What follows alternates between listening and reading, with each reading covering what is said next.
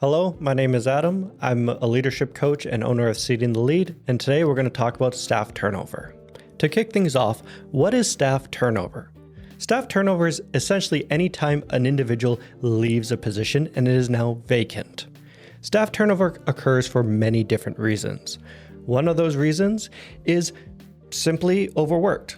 They are exhausted, toxic work environment, and they are looking to leave. Sometimes it could be retirement, sometimes it could be life circumstances. There's many reasons why individuals leave from their current job and move on to another company or organization. This is completely fine and normal. When we look specifically at healthy staff turnover within an organization, we're looking for about 10% staff turnover rate.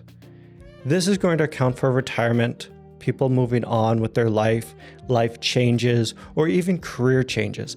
This is considered normal, especially for a large organization. For a small organization, for example, my company, there's only me. So if I leave, that's 100% staff turnover, and that's not considered healthy. But for some place like a university or maybe a government, 10% is really what we're aiming for. When we look at unhealthy staff turnover, the first one to consider is 0% staff turnover. We don't want that at all. What that means is that at 0%, people are being forced to stay in this position, and they don't want to be there, or we are not helping those that need to move on out of that position. For example, down the States in some healthcare facilities, they have nurses sign NDAs, non-disclosure agreements, forcing that nurse to work within that hospital. Because if they quit, they're not allowed to get a job at another healthcare facility within the entire city. This forces the nurse to stay at that hospital. The downside to this is that that nurse becomes disgruntled, they become upset, and they start intentionally sabotaging at the workplace, which we don't want because that lowers efficiencies, that lowers productivity, and hurts the organization as a whole. So when we look at it from a broad perspective, we do want some staff turnover. We want our people to leave, but when they are ready. And that brings us to what is unhealthy. When we look at unhealthy, which isn't 0, but it's above 10%, specifically around 30%, that means that there is a problem there. There could be burnout, there could be bullying, there could be a toxic culture, this could be a micromanager, I don't know. But at 30% staff turnover within an organization, it's pretty safe to say something's going on there that needs to be changed. I remember talking with an individual and they said the math department at a university had around 50% staff turnover rate. And they said it's always just hard to find people to staff this position because they paid so low. And that was an indicator to me saying, hey, something's going on here. And when I dug into it, it turns out that the manager was intentionally lowballing many of their staff members to get them to essentially take a position with lower pay. And eventually, these individuals that did take this position didn't like it because they weren't being appreciated or recognized, and they would move on to a different facility. What I had to do in that instance was help them recognize that, hey, this is a culture in this department that we have to change. This isn't something that's considered normal and is hurting you as an organization.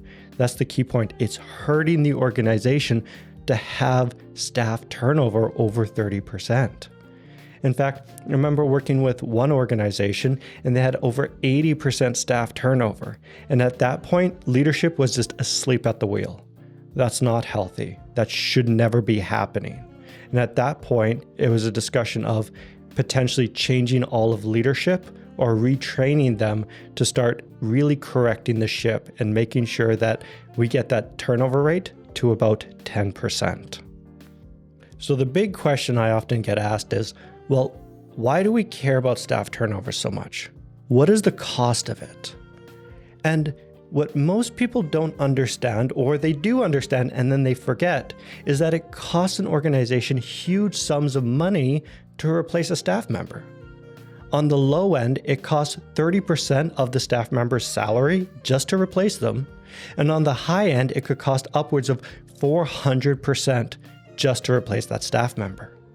and many managers don't understand where these costs are because they're hidden.